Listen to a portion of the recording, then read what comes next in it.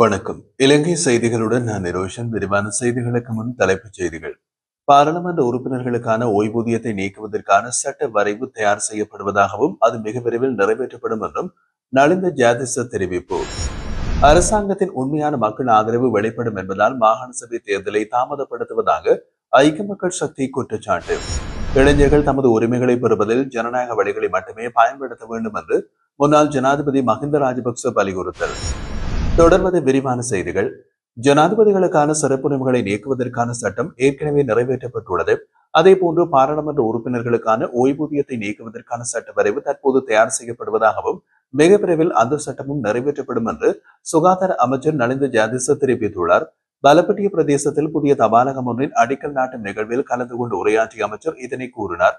அவர் மேலும் கூறிய போது, நாட்டின் பொருளாதாரத்தை நிலைநிறுத்துவதற்கான பல்வேறு கொள்கைகள் அரசு தயாரித்து வருவதாகவும் வரி வருமான திணைக்களம், மதுவரி திணைக்களம், சுங்க திணைக்களம் ஆகியவை எதிர்பார்த்ததை விட அதிக லாபத்தை ஈட்டியுள்ளதாகவும் மறுபுறம் தேவையற்ற செலவுகளை குறைக்கும் நடவடிக்கைகள் எடுக்கப்பட்டுள்ளதாகவும் சுட்டிக்காட்டியிருந்தார்.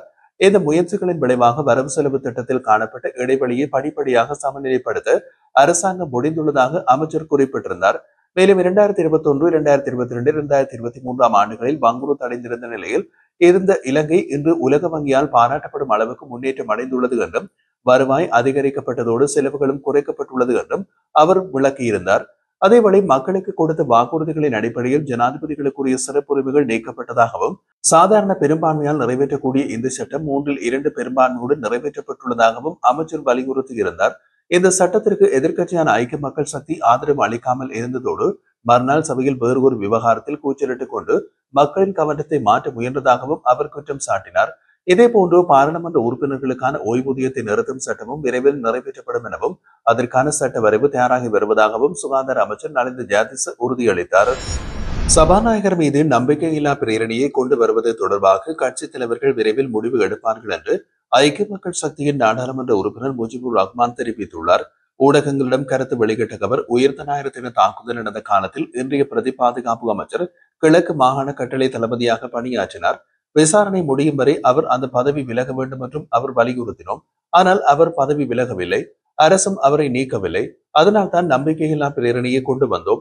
எனினும் சபாநாயகர் அதனை நிராகரித்தார் என்று கூறினார். மேலும் அவர் சட்டமாதிபர் இந்த பிரேரணியை ஏற்கலாம் என்று கூறியதாக தகவல் கிடைத்தது. அதை உறுதிப்படுத்த ஆவணத்தை கூறினோம். ஆனால் சபாநாயகர் அதை வழங்கவில்லை.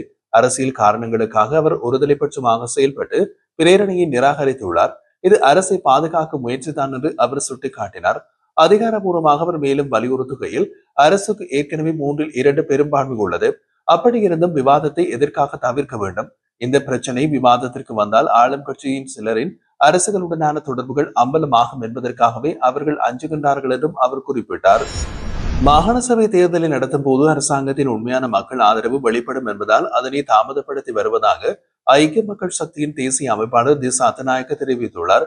பெலன்விலு ரஜமகா விகாரையின் விகாராதிபதியை சந்தித்த அவர் தேர்தலுக்கு முன் அளித்த வாக்குறுதிகளை அரசாங்கம் நிறைவேற்றவில்லை என்று கூறினார். ஊடக பிரச்சாரங்களால் மக்கள் மயக்கப்படுகின்றார்கள். சபாநாயகரின் நடத்தை கூட ஜனநாயகத்திற்கு சந்தேகத்தை உருவாக்கியுள்ளது. அதே நேரம் மின் கட்டணம் குறைக்கப்படும் என்று கூறிய வாக்குறுதி முற்றிலும் புறக்கணிக்கப்பட்டுள்ளது. ஊழல் மோசடி ஒழிக்கப்படும் என்ற வாக்குறுதிகளும் நிறைவேற்றப்படவில்லை என்று சுட்டிக்காட்டினார். அவர் மேலும் மாகாண சபைகள் மக்களால் தேர்ந்தெடுக்கப்பட்ட பிரதிநிதிகளால் நடத்தப்பட வேண்டும் என்பதையும் ஆளுநர் ஆட்சி நீடிப்பது தவறானது என்பதையும் வலியுறுத்தியுள்ளார். மாகாண சபை தேர்தலை நடத்த அஞ்ச வேண்டியதில்லை.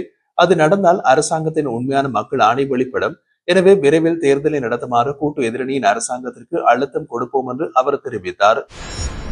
முன்னாள் ஜனாதிபதிகளுக்கு வழங்கப்பட்டிருந்த அடுக்குமாடி குடியிருப்புகளை மீட்டுக் கொண்டு அவற்றை இனிமேல் அரசு அலுவலகங்கள், முதலீடுகள் அல்லது வருவாய் ஈட்டும் திட்டங்களுக்கு பயன்படுத்த தீர்மானித்துள்ளதாக பொதுமக்கள் பாதுகாப்பு மற்றும் நாடாளுமன்ற விவகாரங்கள் அமைச்சர் ஆனந்த விஜயபால குறிப்பிட்டுள்ளார். இந்த வீடுகள் அரசு நிதியில் பராமரிக்கப்பட்டு வந்த நிலையில் இனிமேல் அவை தனிநபர் நலனுக்காக அல்லாமல் பொதுமக்களின் நலனுக்காக பயன்படுத்தப்பட வேண்டும் என்பது அரசாங்கத்தின் நோக்கம் என்றும் அவர் சுட்டிக்காட்டியிருந்தார். ஒரு குடும்பத்திற்காக மட்டுமே கட்டுப்படுத்தப்பட்டிருந்த இந்த மதிப்புமிக்க வளாகங்கள் இப்போது முழு மக்களுக்கும் சேவையளிக்கும் வகையில் மாற்றப்படுவது மக்களுக்கு கிடைத்த உண்மையான வெற்றி என்றும் அமைச்சர் வலியுறுத்தினார். மேலும் இந்த வகை குடியிருப்புகளை எவ்வாறு பயன்படுத்துவது என்பது குறித்து பல்வேறு திட்டங்கள் பரிசீலிக்கப்படுகின்றன. அரசு அலுவலகங்கள், கல்வி நிறுவனங்கள், கலாச்சார மையங்கள் மற்றும் வெளிநாட்டு தூதரக அலுவலகங்களுக்கு வாடகைக்கு விடுவது போன்ற விருப்பங்கள் விவாதிக்கப்பட்டு வருகின்றது.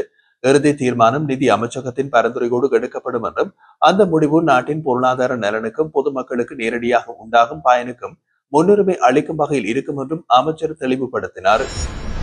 இளைஞர்கள் தமது உரிமைகளை பெறுவதில் ஜனநாயக வழிகளை மட்டுமே பயன்படுத்த வேண்டும் என்று முன்னாள் ஜனாதிபதி மஹிந்த ராஜபக்ச வலியுறுத்தியுள்ளார். தனியார் தொலைக்காட்சிக்கு வழங்கிய விசேட செவியொன்றிலேயே அவர் இந்த கோரிக்கையை முன்வைத்துள்ளார்.